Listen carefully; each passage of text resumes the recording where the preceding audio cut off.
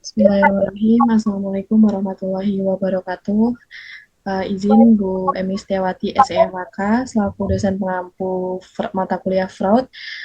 Kami beranggotakan 3 orang dengan anggota saya Alian Tasari berperan sebagai pelaku atau mantan direksi. Selanjutnya, Saya Hanuna Salsabila berperan sebagai investigator anggota. Dan saya Naila Latifah Zahra berperan sebagai investigator utama. baik langsung kami lanjutkan untuk naskah dialog kami ya Bu. Baik. Selamat pagi, hari ini tanggal 6 Juli tahun 2026 kita memulai sidang pemeriksaan investigatif terkait dugaan tindak pidana fraud pada pengelolaan keuangan PT Indofarma Tbk dan anak perusahaannya PT IGM untuk periode buku tahun 2020 sampai dengan 2023. Saudara terperiksa, apakah saudara hari ini dalam kondisi sehat jasmani dan rohani untuk memberikan keterangan yang sah? Selamat pagi pimpinan. Ya, saya sehat secara fisik. Namun sebelum kita melangkah lebih jauh, saya ingin menegaskan posisi saya. Kehadiran saya di sini adalah bentuk kepatuhan kooperatif saya terhadap hukum negara.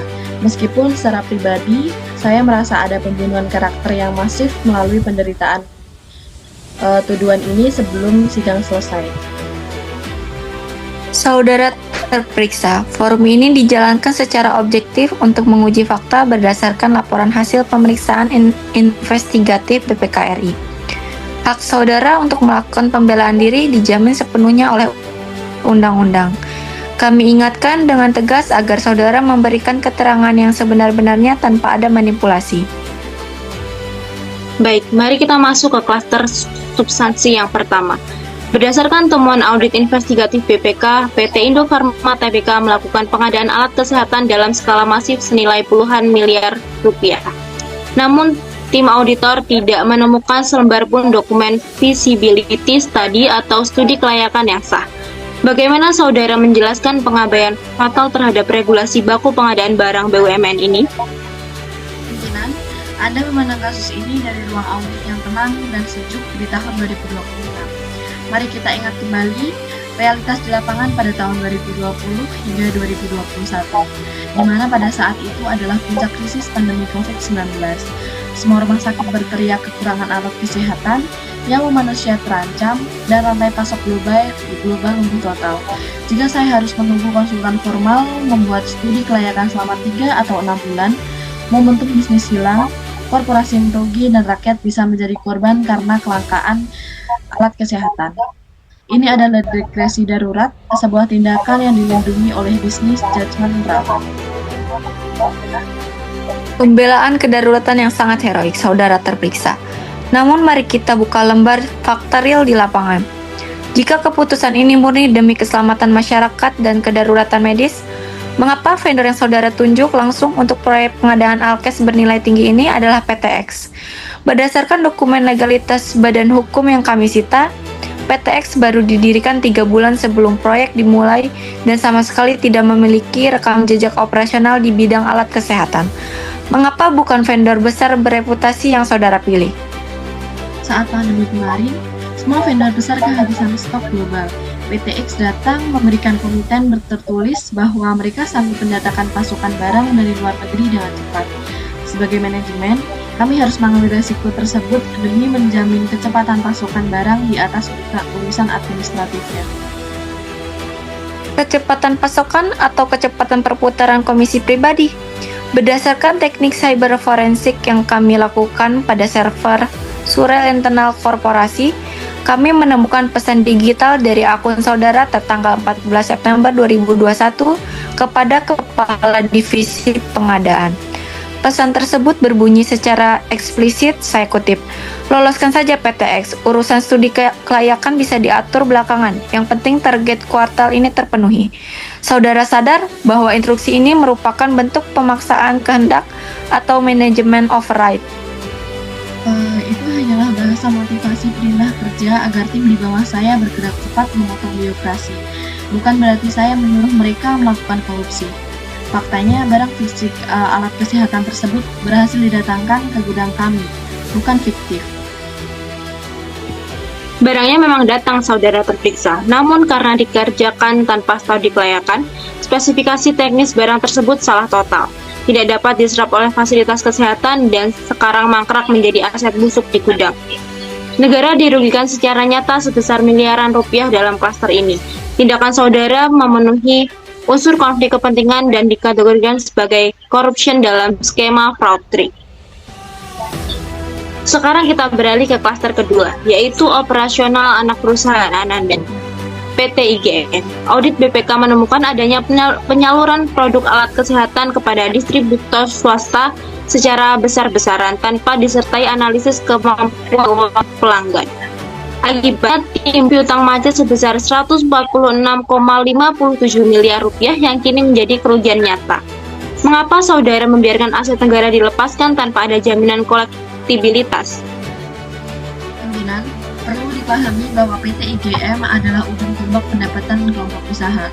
Sebagai perusahaan publik, kami ditekan oleh target top line revenue yang sangat agresif dari pemegang saham holding. Distributor-distributor swasta tersebut datang menawarkan jaringan distribusi retail yang sangat luas. Kami melihat potensi pendapatan besar secara instan di sana demi mendongkrak performa keuangan. Apakah janji lisan komersial di atas kertas kosong diizinkan mengalahkan sistem manajemen risiko BUMN? Saudara terperiksa, sistem IT ERP di PT IGM telah dikonfigurasi untuk mengunci transaksi secara otomatis. Apabila batas kredit atau kredit limit para pelanggan tersebut sudah berwarna merah atau melampaui batas maksimal. Namun, data log histori sistem menunjukkan adanya intervensi manual menggunakan hak akses otorisasi tingkat tinggi milik saudara untuk membuka paksa kunci tersebut. Mengapa saudara melakukan tindakan manipulasi sistem ini? Jika saya tidak melakukan kuncian sistem tersebut, penjualan kuartal itu akan macet total. Jika penjualan macet, laporan keuangan bisa kita pada kuartal itu akan mencatatkan penurunan tajam, dan harga saham emiten farmasi kita di Bursa Efek Indonesia akan anjlok drastis diserang emiten negatif publik. Saya melakukan itu demi menjaga reputasi pasar korporasi di mata publik. Itu adalah risiko bisnis normal yang terpaksa saya eksekusi. Risiko bisnis atau skema menyembunyikan kebangkrutan. Seluruh pelanggan swasta yang saudara loloskan secara paksa tersebut saat ini berstatus pilot fiktif, tidak memiliki aset jaminan yang sepadan, dan terindikasi merupakan perusahaan cangkang. Saudara merasionalkan tindakan ilegal melompati sistem pengawasan untuk melakukan financial window dressing. Ini bukan kelalaian bisnis, ini adalah pembiaran penyalahgunaan aset atau aset misappropriation. Saya berada di bawah tekanan struktur target yang sangat tidak realistis dari korporat induk. Saya hanya berusaha memenuhi target kerja saya, dan saya tidak menikmati aliran dana tersebut sendirian.